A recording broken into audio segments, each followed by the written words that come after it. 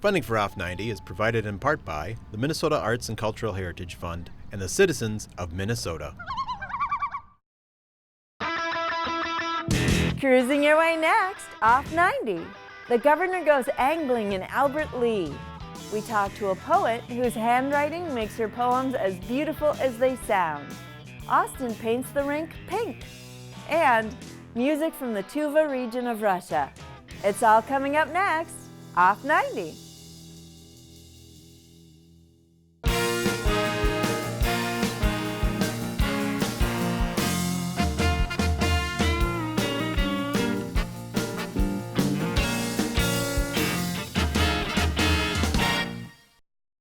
Hi, I'm Barbara Keith. Thanks for joining me on this trip, Off 90. Every year on opening day, the governor of Minnesota goes fishing, usually up north. This year, the governor went south to Albert Lea. We join him on a perfect spring day as he angles for walleye in southern Minnesota. Let's go fishing! Let's go! We are in southern Minnesota, Albert Lea, Minnesota, Edgewater Park on beautiful Fountain Lake for the 72nd Governor's Fishing Opener. And of course, we wouldn't have a Governor's Opener without the governor. And I appreciate the governor coming down and spending the whole weekend with us here in Albert Lea, really getting to know Albert Lea. It's amazing to see what this community has done.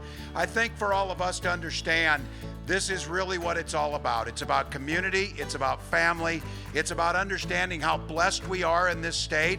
So this morning, talking to radio stations from War Road to Duluth to Bemidji on down, I did mention to them that they will get used to our southern accent before too long down in Albert Lea. But it's a great place to promote. We're telling people you don't have to go far to have an incredible experience right here in Minnesota.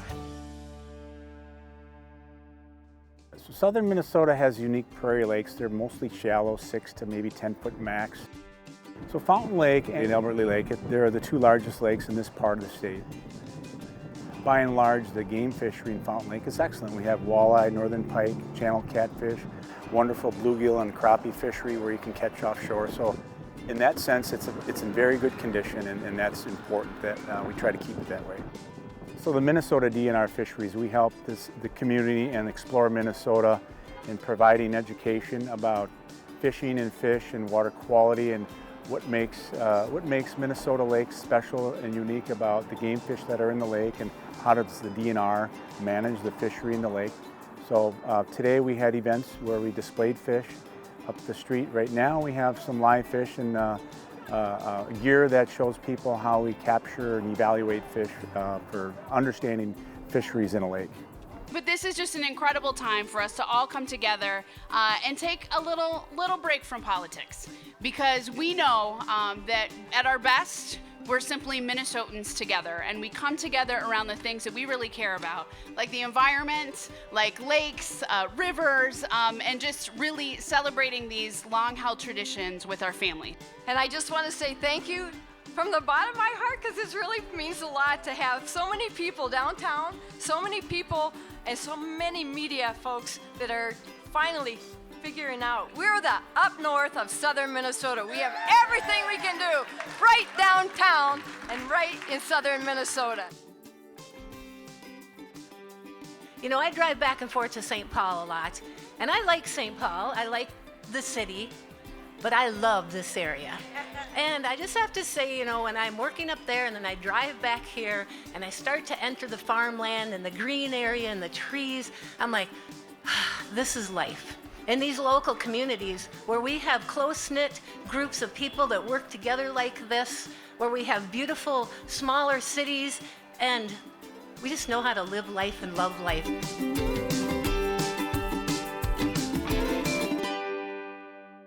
I am an advocate for fishing cleaner waterways. The dredging process that's going on currently, just to my right on Fountain Lake, started last year. They dredged half of Edgewater Bay, should get the other half this year, and then they'll go to the other side of Fountain Lake. it'll make a huge difference, especially in fishing, vegetation, create different structures for fish and habitat.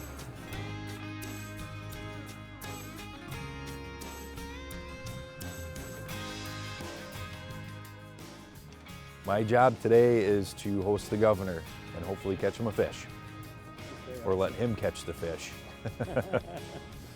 Oh, I grew up fishing. I do a little competitive fishing. I like to get the family out on the lake and fish. I enjoy fishing Fountain Lake. It is my favorite fishery. Typically, I like to target bass on Fountain Lake. Today, we are going to target walleye with the governor. Governor Tim Walz. Thank you. Thank you. Well, good morning, Albert Lea, and good morning, Minnesota. We couldn't have asked for anything better. The Visitors Bureau, Chamber of Commerce, well done on the weather. Well done on pretty much everything we've seen over the last few days. If we can get people coming here, that's what builds your community. And to see southern Minnesota on the map, we have Austin that's going to host the pheasant opener next fall. This is wonderful to have, to just showcase our communities and our great state and the southern part of our state.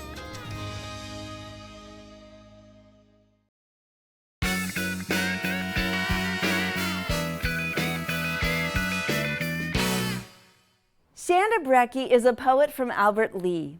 Her poetry blossomed from warm memories of her father. Shanda also likes to make her handwritten poems look as beautiful as they sound. We visit with Shanda in her favorite writing location, a coffee house. I saw you today. Eyes glimmering like clear blue water as you spoke about adventures. I saw you today, biting your lower lip, slowly gnawing, recalling items on your misplaced list. I saw you today, silver slowly highlighting the temples, like moss growing on a fallen tree. I saw you today, hands worn and tired, smooth as leather, gently picking up all who have fallen. I saw you today. Have you seen me?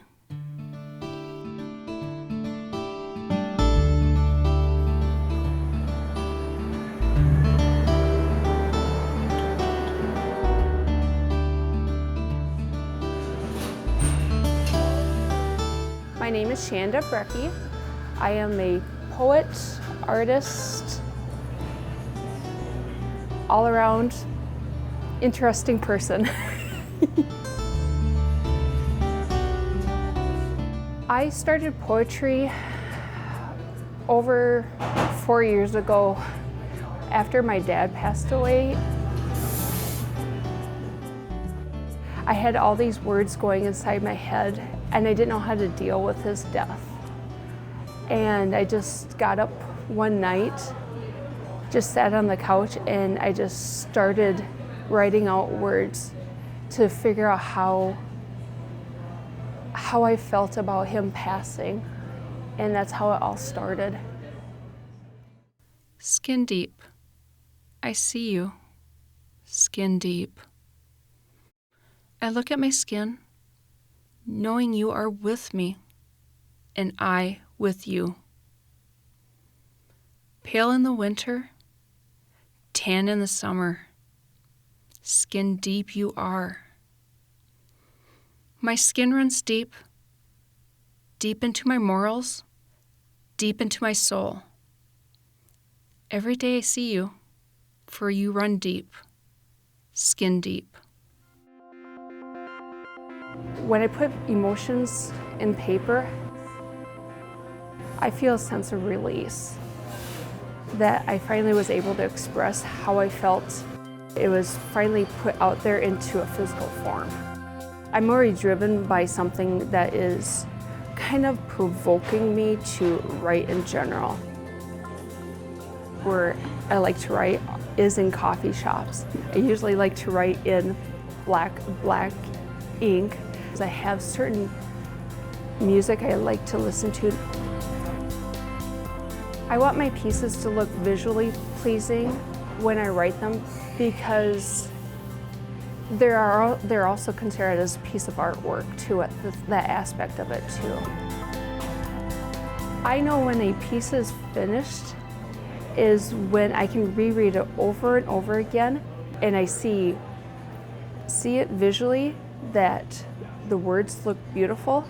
When I say it out loud, it flows, and how I wrote it in cursive looks beautiful. Then I'm done. And then at the very end, when I sign my name and the date, I can't touch it again, just like how I sign a painting. I love poetry because it can express what we've been through, what's happening to us, and what we can always hope what our lives could be. I look down at my torn white tee. A new tear, a new stain, worn out at the seams. I hold it barely together, the raw beneath exposed, unable to shield the bare pores of my skin to the harsh elements of self-absorbed life. Every day, I wear my torn white tee. Shanda Brekke, October 1st, 2018.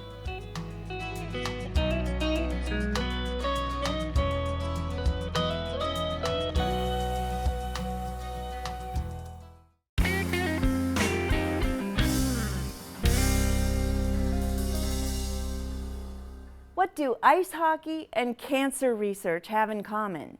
Austin is the home of the Hormel Institute, a leading cancer research center. And each year, the city of Austin paints the town pink to raise money to aid research. Joining the fight are Austin's junior ice hockey team, the Bruins. Let's find out how they do it.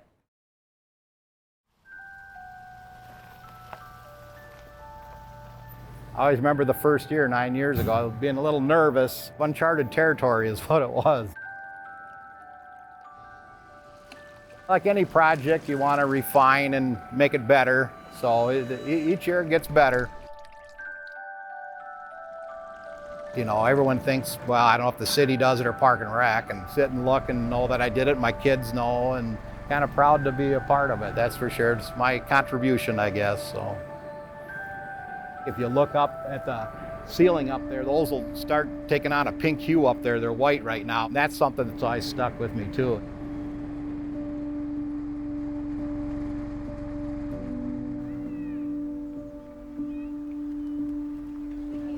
Austin comes together and we love supporting each other. Everybody has their story. It's the biggest night of the year, and for a lot of these kids, they've never played in front of a crowd that big, so it'll be fun for them. It's always fun for me.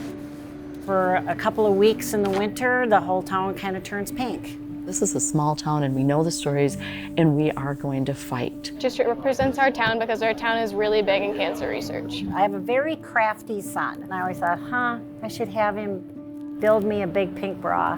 It's kind of the talk of the town. The little kids think it's hilarious. When we hear about fundraisers, when we hear about these silent auctions, and when we hear about, hey, let's go play games and watch the Bruins win, we're all in. All the funds that we raise for Pink Night go towards cancer research at the Institute, so they're kind of the guests of honor tonight. Austin takes it on, and we say, fight! Fight that big C word. There is no more exciting a night here at Riverside Arena than paint the rink pink. On those jerseys, the names of 100 people, survivors, current battlers, and even those who have been lost to cancer. Go out there tonight, play for each other. Play for your loved ones that are battling this disease. Go out there and be great tonight. Right when that puck drops, let's go. Paint the Rink Pink is annually the biggest game, both in crowd attendance as well as importance, not only on the ice, but to the community of Austin as well. None of this would have happened without 9 years ago Craig Patrick wanting to have the Bruins give back to the community and this wonderful idea of Paint the Rink Pink.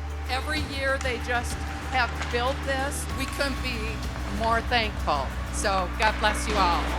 Sheriff will drop this one forward. Shot, they score! Hugh Larkin, after 2 goals last night, Hugh Larkin gets another one in the Bruins. Here's Larkin, pulls the trigger, he scores! Hugh Larkin with his 4th goal on the weekend, and he ties this game at 2 with 30 seconds left to go in the shot. He scores! Jared Christie gets his 1st goal as a Bruin, breaks the tie, it's 3-2. With control, Christie gets it off the wall, makes a move, tries to strong arm, he scores! Jared Christie gets his 2nd goal of the night, he ties his game, 5:05 left to go. On a breakaway, Sheriff at center, comes across the blue line, into the slot, makes a move, shot, he scores!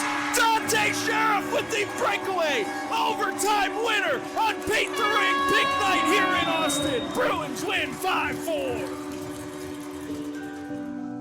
We want to make sure we have fun with this. Enjoy this moment. Let's spin it. All of these events have raised about $1.5 million, all for cancer research. Start low, we're gonna go high. That's the name of the game. Give me $100 bid where? Who do it now? $100 bid now, $100 bid now. What you're doing here is a gift to yourself, your own families, all of us, because this research is making a difference. Thank you, everybody, for coming out and supporting Paint the Rink Pink Night. We'll give you the totals here coming up this week. I have no doubt that it's going to be the best Paint the Rink Pink ever. This is what it's all about.